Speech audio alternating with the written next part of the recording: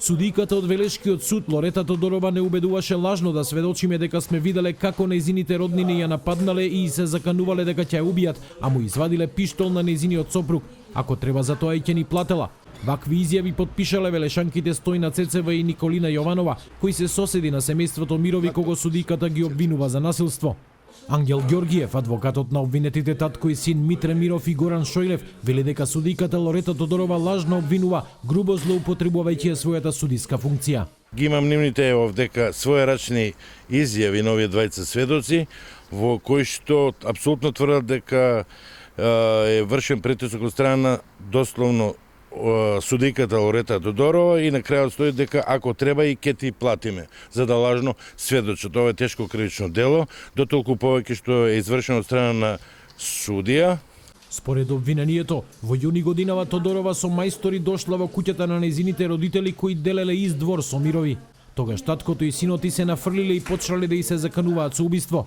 На полицијата и пријавила дека Мирови извадиле пиштол, но по претресот оружје не било најдено.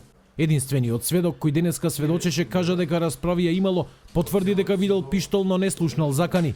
Обвинителката го потсети дека во истрага кажал поинаку, но тој остана на денешното сведочење.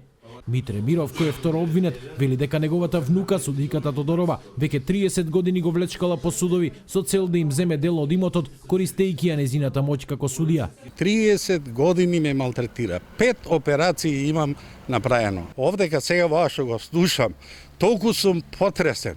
Поготово од една судика Лорета Тодорова. Цела Македонија нека разбере да види што се ми се случува. Кај се моите права, бе? Дали има права? Иди на суд, се е лага и превара. Уште не отиден, се јавуваат подхитно да завршат работата. Абе ова се има само правда нема.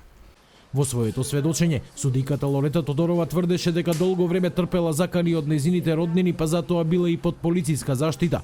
По завршувањето на рочиштето, таа не сакаше да даде изјава, но негираше дека ја злоупотребувала својата функција. Адвокатот Ѓоргиев најави кривична пријава против судиката Тодорова за подмитување и убедување сведоци да даваат лажни искази, но и представка до Републичкиот судски совет за незината работа. Судењето за овој предмет ќе продолжи на 21 јануари, кога Цецева и Јованова треба во судница да ги потврдат своите писмени изјави.